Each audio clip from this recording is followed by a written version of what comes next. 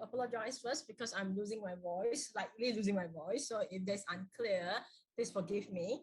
So without any delay, I know that you have been a long session since morning. So let's start. Let me see. Yeah, this one. Okay. So if you can't hear my voice, yeah, just feel free to interrupt and let me know. I can repeat. So today, I'm going to talk about communication skills for pharmacists, active listening. So for listening and communication, there is no best way, but we need to keep it real and with open-minded and be flexible. Of course, as a pharmacist or a clinicians, we have a mind, we have a list to do that we need to convey to our patients and informations that message that we need to deliver to our patients in a very limited time. But please still telling yourself that be open-minded and be flexible. Be flexible. And the first term of rule is try to do no harm. We try not to further harming our patients. Like what Rora was sharing just now, I really agree that we are dealing with humans. And before we're dealing with humans, please remember we are human as well. So the connections and what Farhana was sharing is actually very basic of how humans connect with humans and how to make it more effectively. So learning, listening and communication skill is actually a teachable skill. When it is a teachable skill, it also means that it's a learnable skill. Okay, so a lot of us may have this mindset that I'm not good in communications. I cannot communicate effectively. We are learning. No one was born to be perfect. No one is born to know how to communicate. Maybe there are some, they are talented, but it's a learnable, teachable skills that we need a lot of practice. And this practice will make us more and more comfortable in communicating with other people. So communication is a social interaction through message. And effective communications improve patients' satisfactions, recall, understanding, adherence, and outcomes of care. And you can see here, there's a lot of different way of communicating: verbal communication, non-verbal communication, your voice management, active listening, and cultural awareness. Of course, just now, Farhana have talked about cultural awareness and a little bit of verbal and non-verbal communications. Yeah. So some very basic here. How do we communicate? Actually, involve 3 steps. So codifying, 2, sending message, and 3, decodifying.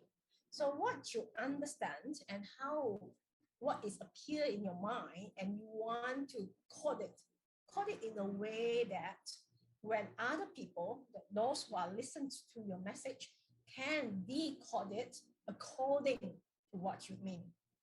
Okay, so communication is like this: codifying, sending a message, and decodifying. So one example here. So do you have any history of cardiac arrest in your family? So, and the patient will, no, we have never been have trouble with the police. So you can see here, the codifying and decodifying doesn't match. When it doesn't match, it couldn't reach to what we call effective communications here. So listening skill involve asking, listening, affirmation, and summary. And we will talk one by one, okay? So while we are listening, that is with a purpose here. We are not chit-chatting, we are not, gossiping, we are not leisure communications. We actually want to explore about our patients' problems. And so we are trying, if they're willing to tell us things, we are trying to listen attentively without interrupting. Of course, I know with the heavy workload and the numbers of patients that you are meeting, it may be very hard that you allocate a long hour for your one patient. So how to listen attentively without interrupting within a time limit is a challenge. So we also want to facilitate our patient response to our words, to our verbal message, verbally and non-verbally, to show that they actually understand us, and clarifies patient statements that are unclear. So how to ask? Asking question is a very important skill here. And usually they are, I think, quite generally, and we're quite familiar with what we call open and closed-ended questions. So open, it will be like the easiest way for you to remember will be the 5W1H. So who, where, what, when, why, and 1H, how. But in terms of these situations, I mean, especially when pharmacists and also the patient is trying to avoid why, because some of the this why question, it may sound a little bit of pushing. It may sound because some of our patients, they also don't know why they did that. They also don't know why they don't take medications. They also don't know why they behave in such way. So it's very hard for them to answer your questions. So it's actually adding burden and more confusion to our patients. So more directed questions, for example, who, when, or more open questions. What make you like this? What happened? So where? Okay. So this is open and closed-ended questions. What can I help you? What helps do you need? What supports can I give you? What supports do you need from me? At times, if you have time, ask about the experience. Okay, ask about the experience. It's important that we listen first before we can suggest, we can advise, we can help, and we can support. We need to understand first. So what is the difference? So in terms of listening, after you ask a question, you throw down these questions and they start to tell you what happened. There are two ways of listening. One is attentive listening and one is reflective listening. So attentive listening is actually you use your whole body, including your eyes, your brain, your ears, your mouth, your body, your heart, your feet, your hands, your whole body to listen to what your patients or clients trying to tell you, not only using your ears. So a lot of times we can see that those who are not attentive listening, they will do their thing. They will show this client or patient their head here instead of their face. So they are not using their body, their whole body to show. I think just now Farhana have stressed, have told you a very important message there is in terms of building rapport, showing empathy, showing that you are listening is the word showing. Of course, we will listen to our ears from far. We can hear it. But important today is how we show to our patient that we are listening. We have to use our body, something that you already have to our patient and client that you are listening. So there is the reasons why those non-verbal become important. So use your whole body to listen. And of course, there's another way of doing it is reflective listening. So this reflective listening is repeating or paraphrasing what your speaker has said, or to show that you are truly understand what they are telling you. Of course, some of the times because of language barrier, because of mask, because of distance, we may not understand what our patients or client trying to tell us. So there is no harm. There is no harm for us to clarify with them, to ask back again. I'm sorry. You can say something like, I'm sorry, I can't hear it clearly. Would you mind to repeat what you said just now? Correct me if I'm wrong. So you are telling me that you are, So clarifying, summarizing, asking back the questions with the patients, I think is nothing wrong with that. Nothing wrong with that. We can, of course, beside that of you can't hear clearly or you don't understand what your patient's trying to tell you, and that is the way that we can reflect. Other than that, we can show you that, oh, okay, I can see that you're really distressed. I can see that you really do not want to take medication. I can see that you are trying very hard to stop your medication. I can see that, we always can reflect from what they tell us or from the presentation, communication is not only your verbal and non-verbal languages, but also their verbal and their non-verbal languages. From their facial expression, from the body language, you may get some hint as well. And this is the reasons why attentive listening becomes very important. You're not only using your ear, you're using your eye, using your heart, using your brain to really trying to listen to your patients.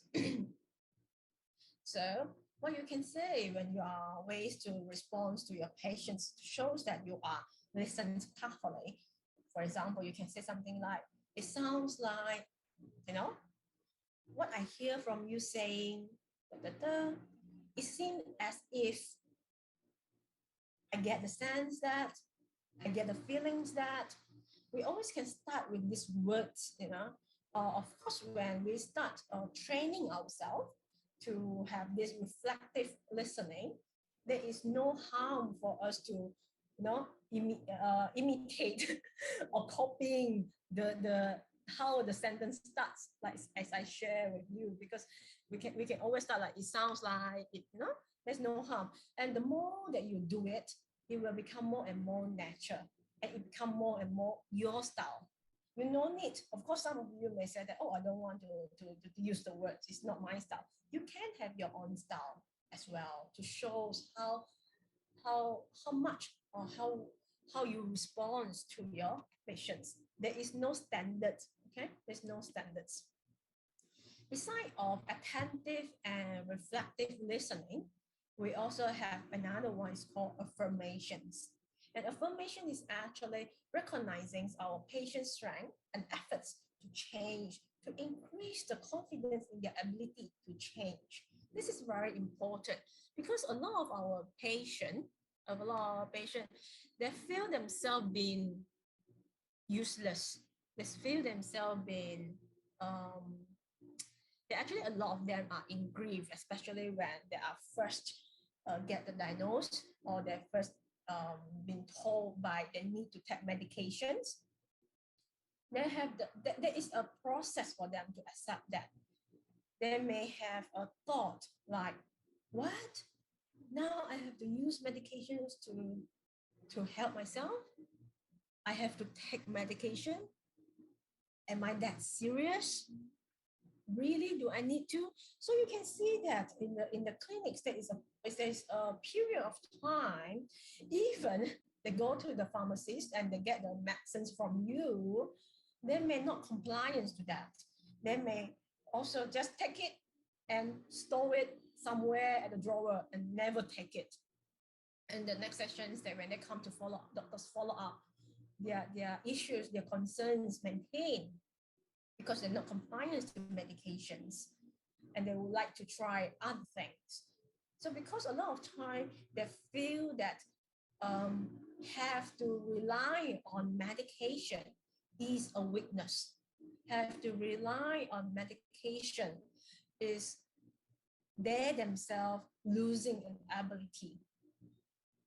So when we can, through our conversation, through our communication with our patient, we help them to recognize their strength, their efforts to change, and how they take this responsibility of themselves. They take their own responsibility to change, to take care of themselves. It is important. So how can we do that? Is through affirmation. So a lot of validation is needed here. So for example, we can say something like this: your commitment really shows that there are some improvement, some encouragement, some praise is important here.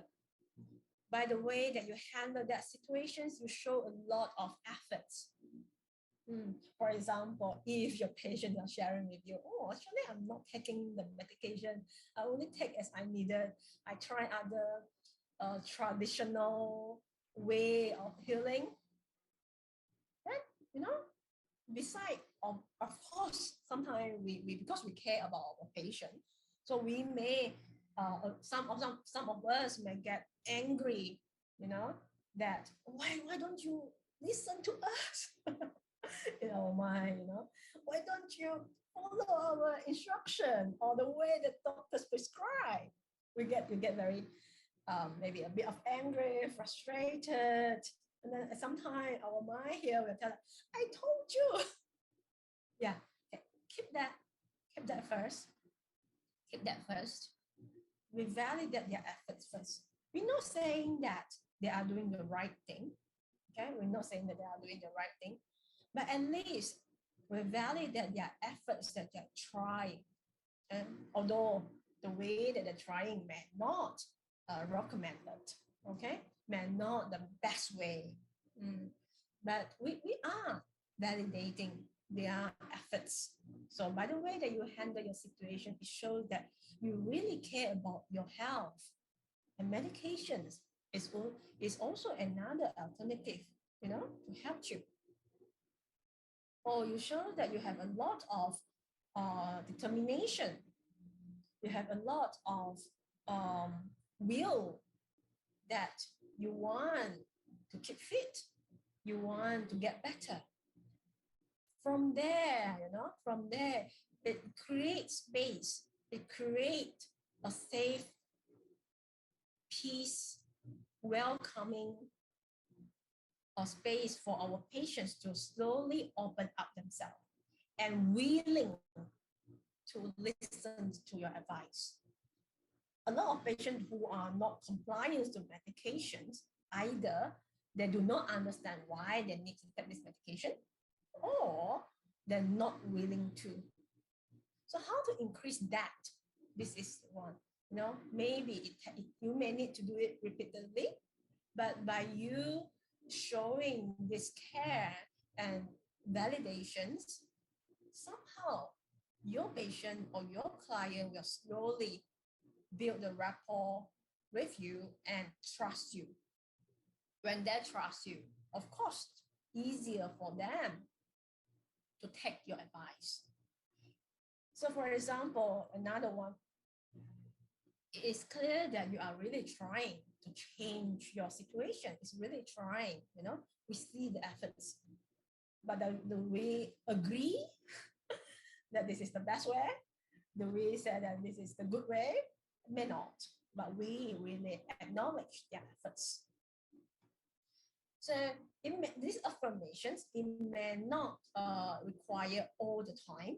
You know, you may not require all the time.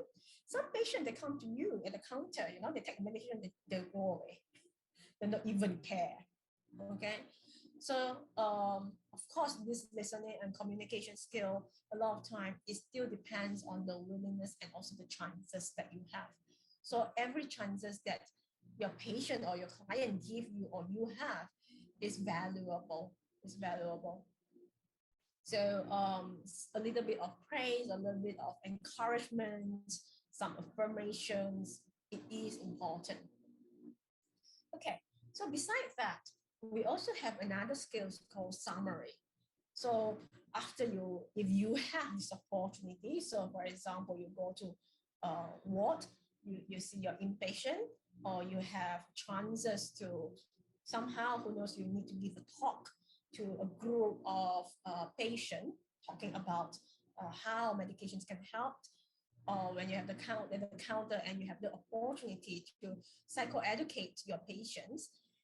Summary is another good techniques that we can use to show that we understand.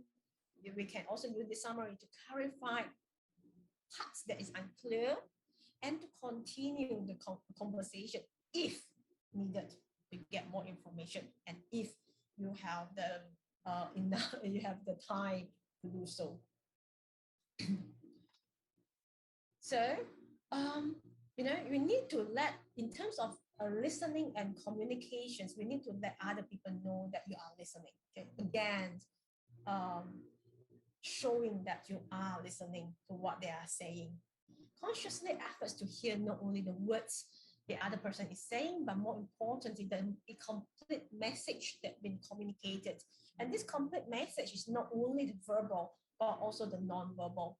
So the key to listening actively is pay attention, show that you are listening, provide feedback, refer on judgment, respond appropriately. And trying to avoid using a lot of jargons, trying to use layman terms, okay? Trying to use layman terms. So you can see here, this slides here, I'm repeating myself. So anything wrong for me to repeat myself? No. So a lot of time in real situation, you may need to repeat yourself as well. Okay. The objective of us doing that is we want our patient or clients to remember the important part of it. Okay. So summarize. So we have verbal, of course, questioning, clarifying, paraphrasing, summarizing. Non-verbal, your environment. You know, sometimes, especially like a tertiary hospital, usually with a lot of patients, busy clinic day, very noisy, you know, here and there, maybe people interrupting as well. Okay, how to deliver your message clearly. Some clothing and accessories, eye contact, proximities, orientation, touch, posture, facial expressions, movement, all this somehow need to be aware as well, okay? And there's another one is very important, which is what we call voice management. We can see that from our feedbacks from the patients, they say that our nurse, our pharmacists, our doctors, they've been very rude. They've been not very friendly. So when we further ask our patient, what happened? Why you think so? Now, what makes you think so? So usually it's about the voice management. And when we ask the nurse, the MA, the pharmacist, what happened of that, you know? Actually, they don't mean to be angry. They don't mean to scold our patient. No, they're actually not doing that. But because of your tone of voice, your intonations, your speed, your loudness of voice, your pitching, your pausing, that may wrongly interpret by our patient. But this is quite common, isn't it? Especially when you are so busy and full of stress. Out of our conscious mind, we just want to complete our work.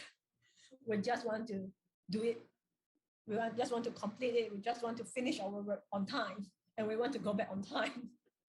You know, but with all this distraction, with all this, you know, a lot of orders that we have and workload that we have, quite common that we don't aware of this voice management and sounds a bit, you know, impulsive, sound a bit rude or sound a bit loud.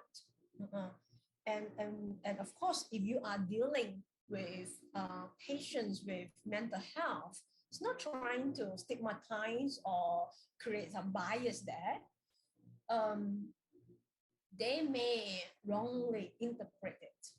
Okay, so it's something that we hope to trying to avoid that. So voice management. So this is part of the non-verbal. Yeah, of course. Again, active listening. So your verbal and non-verbal signs, their verbal and non-verbal signs. Okay, a few more about techniques here. So for example, like maybe in the follow-up sessions, you know, to make information easier for our patients to remember and understand, you know, how many medicines that they can take, when they need to take, you know. So organize the flow of the information that you want to convey to your patient.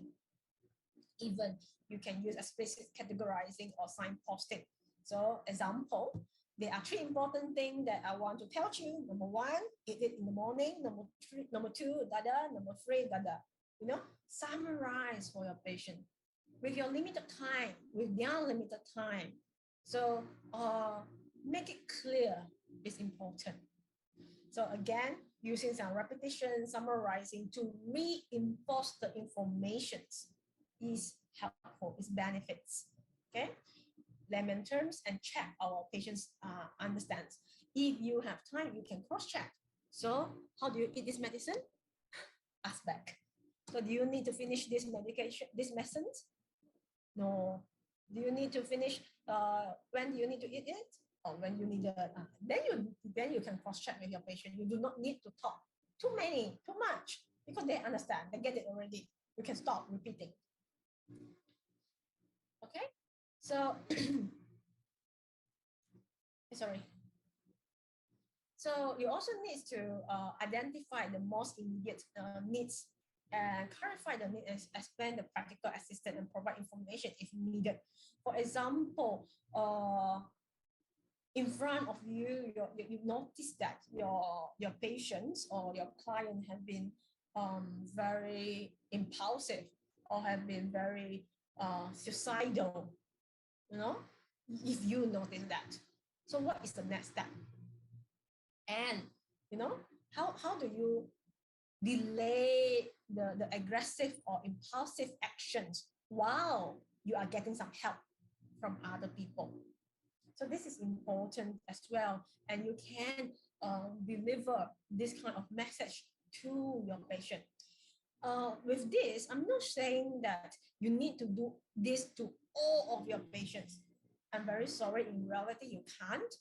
Okay, so it's like a pyramid. Okay, it's a pyramid here. So in general, so for most patients, active listening, clarifying, organizing your thoughts, or cross-check enough. But when you notice there are some that need special needs, that need other assistance, this is where you may need to pay a little bit more attention. You may need to pay a little bit more efforts in there. And you try to clarify, summarizing, gather more information.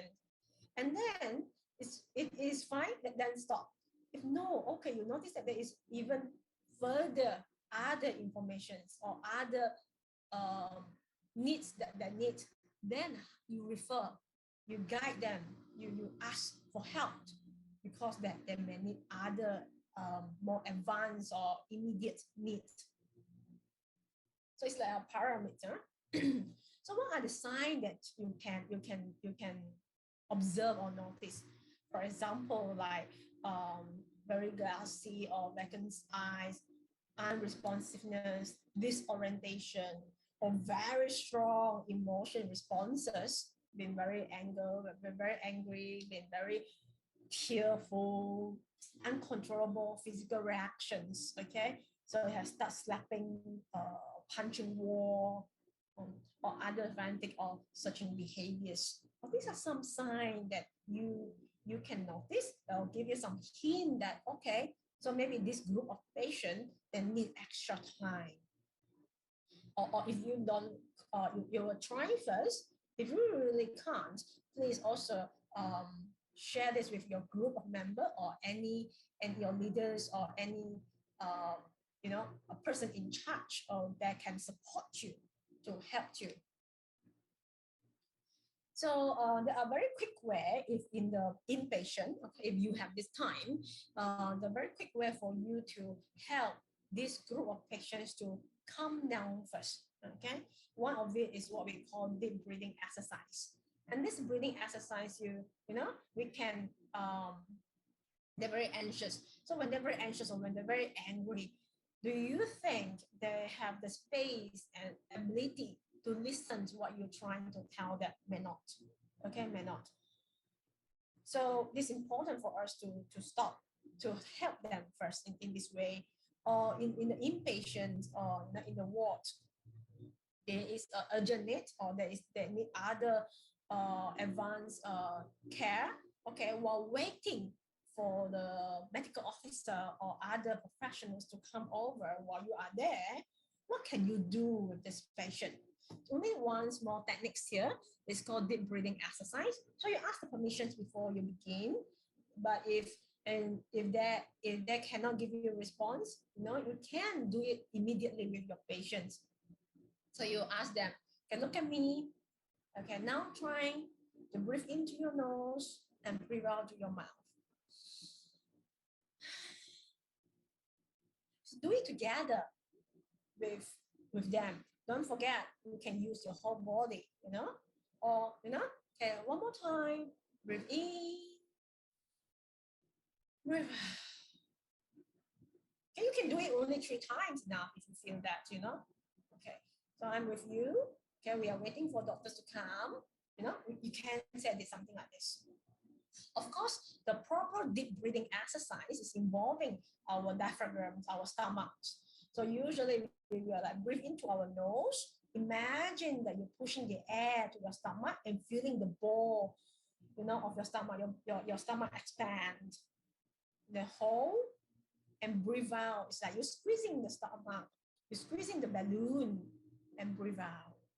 Okay, so breathe in, feel the ball, expand your stomach, hold, breathe out. Okay, so you can do this not only with your patient, but you yourself.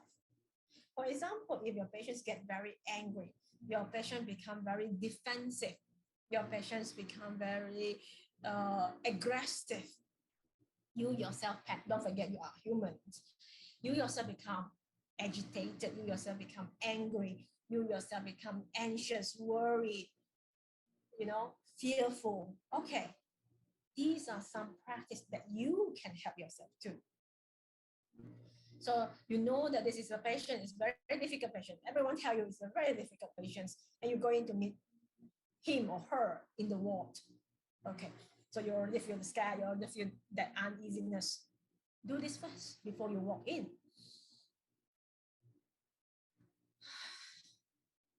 Okay, yeah, I can do it. Yeah. Okay, so because of the time limit, I would not really like demonstrate and do it the full set with you. So I have these ideas of it with you that you can do it with yourself and also with your patients. So we're trying to understand the negative of consequence of maladaptive coping options, make a conscious choices about how to cope and enhance a sense of personal control. So this deep breathing exercise, a lot of them when they are out of anger, when they are aggressive or impulsive or become very defensive, there is a reason behind it. They may have some kind of mental health issue, or they are out of control.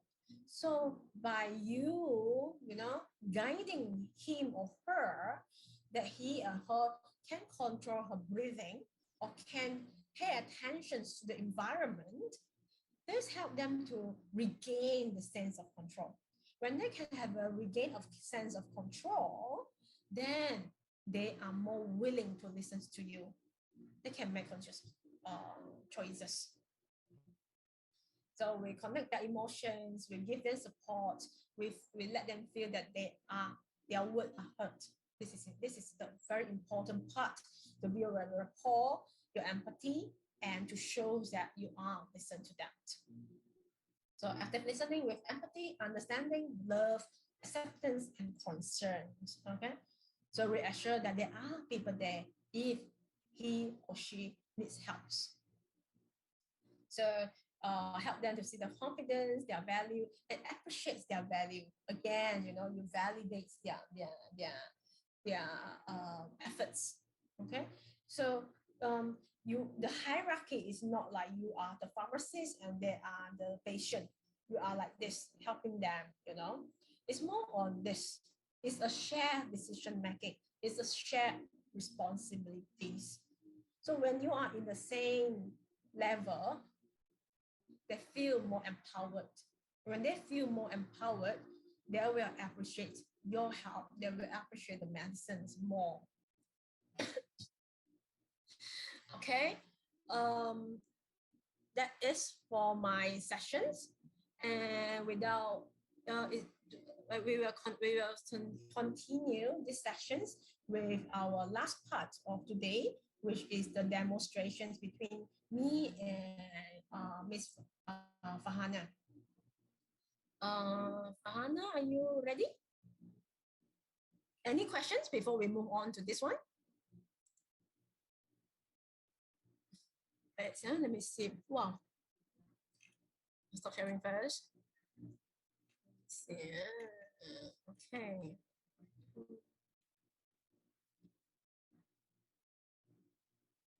Okay, thank you for the Amanda. How to calm an agitated and angry patient who is already angry at the beginning of the conversation? Very good questions, and we are going to demonstrate that in our next session. So later you can look at it. Okay, we will demonstrate that, and we will have a little this small discussion regarding that as well. So participants from Hospital Cebu, give us some time, yeah. How to deal with manipulative patients asking for sleeping pills and benzo. Anyone? Okay. So by ask when they are manipulating or they're persuading or convince you, oh, I really need that. You ask them first. Okay, you ask them first. Why they need that, and you can the very one of it, some very manipulative. You have trying to explain, you have trying to psychoeducate, still cannot. Then your rule and regulations is very important. You tell your patients, okay, I only can prescribe with what was prescribed by the doctors. This is our rule and regulations. I cannot give you more than that. Okay. Then they may nagging or negotiate with you. No, I need this, blah blah blah. Okay. Yeah. Sometimes we need to be assertive. So we also can tell them like, okay, oh, so I believe you have told this to the doctors. So what your doctor say? Ask them back. I believe, you have told this is I can see that it's really a main concern of you that you are now struggling with. Have you told this to your doctor? Or any advice from your doctor? Or even some of them, they may not see doctors or they may not tell the doctors, they straight come to you. Okay, if you have a little bit of knowledge about sleeping hygienes or you have some information about sleeping hygiene, you can share with them if you want to. If it's a very, you have told them all this, they have tried, but they still like this, okay? Then rules and regulations is important. Okay, next one, how to deal with demanding to reject the unreasoned request, for example. Yeah. So sometimes, if you have time or it's the first time, you ask them back, why do they need that? Or who tell them they need that? So understand the intention behind it is also important. Then you can give, you will have some ideas how to respond to this kind of patients. It's very hard for me to tell you the exact answer, what to say to this patient. But the important parts here, you can, they're very demanding, right? Oh, okay, it seems to be like it's not your first time request for these medications or request more for this medication or request for other things, okay? Why, what makes you have such requests? You need it for what? You can ask more. Try to understand the function, the reasons behind it. How to the patients not to think negatively when we have to basically shout traumas and special was counted as barrier. Okay, so when this one is very common, so we can apologize first. Okay, we can set the scenario first. For example, sorry, I have to shout here. Too noisy. Okay, you say sorry first. And then tell what the patient said. So you prepare them first. Some of them that they really can't hurt, for some elderly, or with two layers, 3 layers, some more with facial, they may not hear you clearly. So you can prepare them first. Okay, feedback that we are receiving from the prescriber the patient's demand agitated, therefore relatively just give in. Okay, and since pharmacists are the last unit of care, we usually get an yes. One of the scenario later I will demonstrate with Farhana is this patient have been waiting for 2 hours to meet the doctor, especially on the OPD. 2 hours meeting the doctor and only met this doctor for 10 minutes, maybe less than 10 minutes, and they come out already and have to wait for another 1 hour to get the medications. Okay, and then before you can say anything, they already get very angry. Okay, so and then they make a lot of requests, or sometimes even not reasonable requests. Okay, so first of all, it's important for you as a pharmacist not to react on that. Not to react on that. It's not your fault. You can't do anything about that for them waiting. So do not react on that. They shout at you, they're angry with you, but very common. We get affected and we get this emotion connected as we don't wish to. So acknowledge your own emotions. Okay, look at the brief as I share with you. Okay, and then sometime we can say sorry. I'm very sorry that it seems to be like waiting for a very long time. And it seems to be that you have been waiting from the morning till now. So now let me show you how to have your medications so you can go back home faster. What is the intention there for him or her that make such requests? It's very important. Usually when people will become very demanding and agitated is when their request or when their need is not fulfilled. Or this is one of it usually. And second is they have a lot of emotion they want to express out. And because you're on the last station, there's no way they will express it to you. Okay. So if the first one, so there are needs and expectations. So instead of handling the emotion, we validate it, of course, but we not act on it, but we straight to the intention. So if he want to do it fast, he want to quickly go back home, has been waiting for a long time and it's very hot. Okay, we validate that, and now okay, let me help you. Let's do it fast so you can go back home fast. If this is for the first reason, and if for the second reason, just because of emotions, just want to vent. Okay, let them. But you have time limit, isn't it? Can let them. Okay, and then I'm very sorry that you have to experience this, and I can see that you're very angry. I can see that you have been very tired of waiting here, and this is the reason now your voice is louder and you want to share with me your emotions. I'm very sorry for that I hear from you. So what can I help you? Then blah blah blah blah blah. If it's reasonable, of course we provide it for him or her. If it's not reasonable, we explain why it's not reasonable. And I hope this answers your questions, Juliet. I know this is quite theoretical and ideal. We try our best, and we are all human. We can't do it perfectly. Of course, we may miss some. It's okay. We try to do our best.